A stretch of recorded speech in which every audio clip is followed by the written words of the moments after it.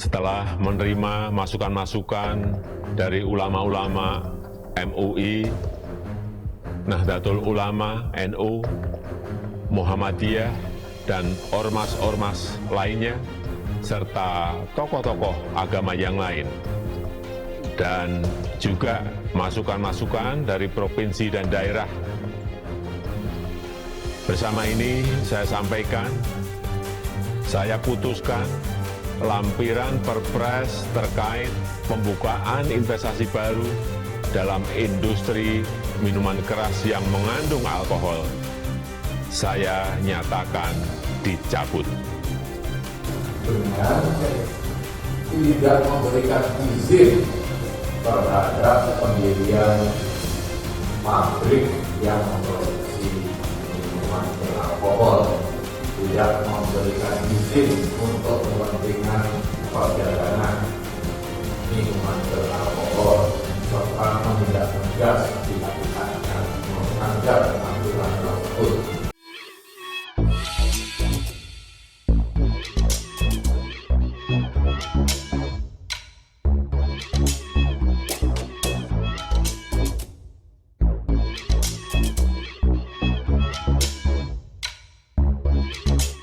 Tonton video ini sampai selesai agar Anda tidak gagal paham.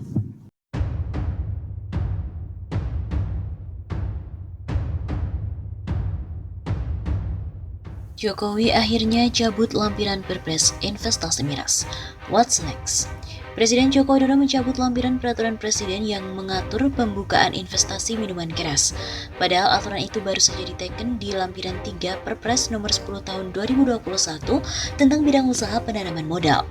Bersama ini saya sampaikan, saya putuskan lampiran Perpres terkait pembukaan investasi baru dalam industri miras yang mengandung alkohol saya nyatakan dicabut, kata Jokowi dalam siaran pers virtual Selasa 2 Maret. Dengan dicabutnya lampiran Perpres tentang pembukaan investasi miras, maka minuman yang mengandung alkohol itu kembali masuk aturan sebelumnya, yakni sebagai bidang usaha tertutup investasi.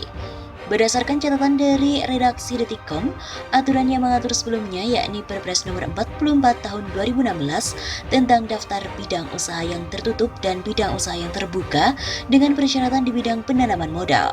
Investasi miras adalah salah satu yang sebelumnya masuk bidang usaha tertutup investasi. Bidang usaha yang tertutup itu berarti bidang usaha tersebut dilarang diusahakan sebagai kegiatan penanaman modal. Sebelumnya Jokowi secara mengejutkan mengubah Perpres nomor 44 dengan memangkas daftar bidang usaha yang tertutup alias terlarang. Bidang usaha tertutup atau daftar negatif investasi atau DNI dari 20 sektor dipangkas menjadi 6 sektor. Itu berarti ada 14 sektor yang sebelumnya masuk daftar bidang usaha tertutup menjadi terbuka bagi investor baik domestik maupun asing. 3 diantaranya adalah miras yang mengandung alkohol, minuman mengandung alkohol anggur, dan minuman mengandung malt. Daftar bidang usaha dengan persyaratan tertentu yang merinci bidang usaha, klasifikasi baku lapangan usaha Indonesia, dan persyaratan tercantum dalam lampiran 3 yang merupakan bagian tidak terpisahkan dari peraturan presiden ini. Bunyi pasal 6 ayat 2 Perpres nomor 10 tahun 2021. Sebagai jenis usaha tertentu, ada 2 persyaratan yang harus dipenuhi oleh investor yang hendak menempatkan modalnya pada 3 sektor usaha tersebut. Pertama, penanaman modal baru dilakukan di 4 provinsi yaitu Bali, Nusa Tenggara Timur, Sulawesi Utara, dan juga Papua dengan memperhatikan budaya serta kearifan lokal setempat. Kedua, penanaman modal di luar provinsi tersebut, maka harus mendapatkan ketetapan dari Kepala Badan Koordinasi Penanaman Modal berdasarkan usulan dari Gubernur. Namun, pembukaan keran investasi tersebut menuai kontra dari berbagai pihak, hingga akhirnya dicabut oleh Jokowi. Pasalnya, sejumlah kalangan menilai pembukaan keran investasi miras justru membawa lebih banyak dampak negatif daripada positifnya, meskipun untuk mendorong perekonomian.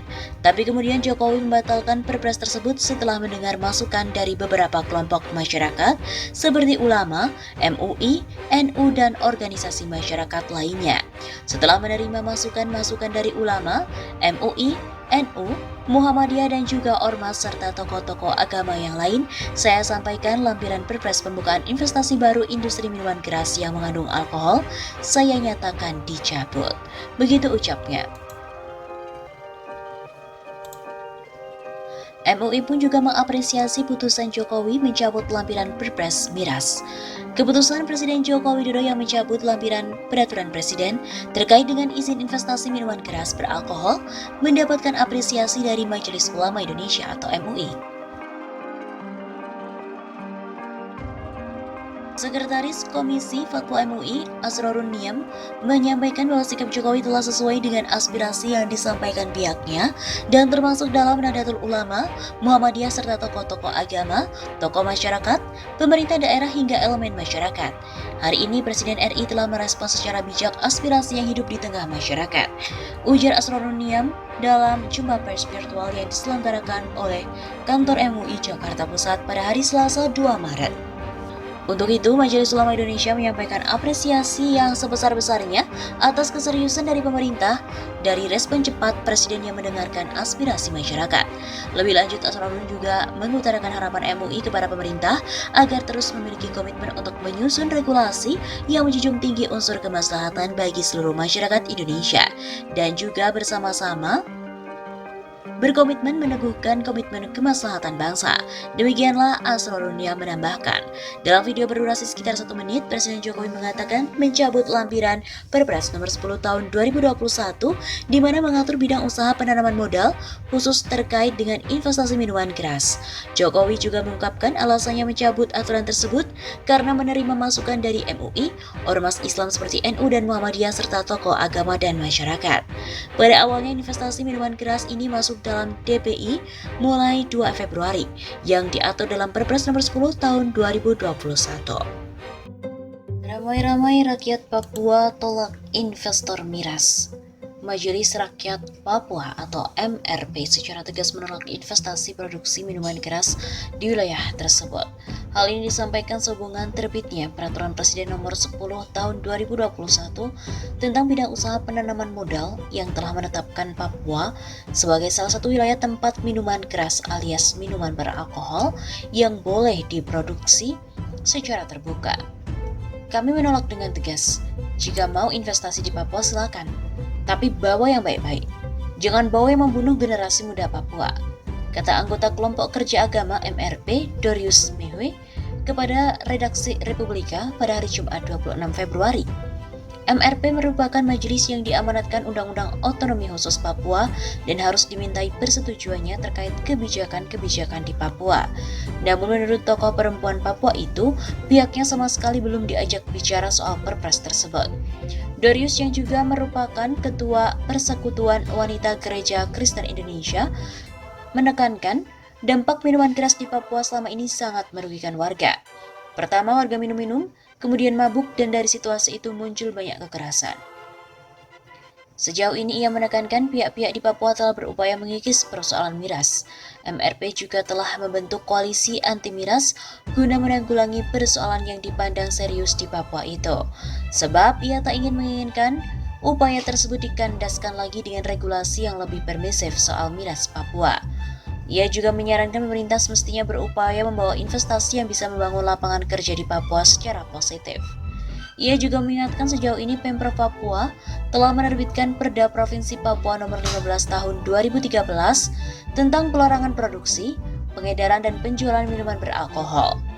Pada pasal 6 regulasi itu juga diatur, setiap orang atau badan hukum perdata dilarang memproduksi minuman beralkohol, golongan A, golongan B, dan golongan C.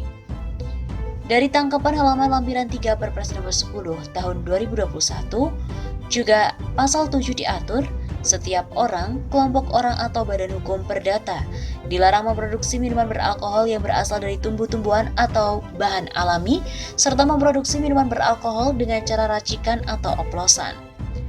Pemerintah sebelumnya telah menetapkan industri minuman keras sebagai daftar positif investasi. Sebelumnya, industri minuman beralkohol merupakan bidang industri tertutup. Kebijakan itu tertuang dalam Perpres nomor 10 tahun 2021 tentang bidang usaha penanaman modal, BELAID, yang merupakan aturan turunan dari Undang-Undang nomor 11 tahun 2020 tentang Cipta Kerja. Ini telah diteken oleh Presiden Joko Widodo dan mulai berlaku pertanggal 2 Februari 2021.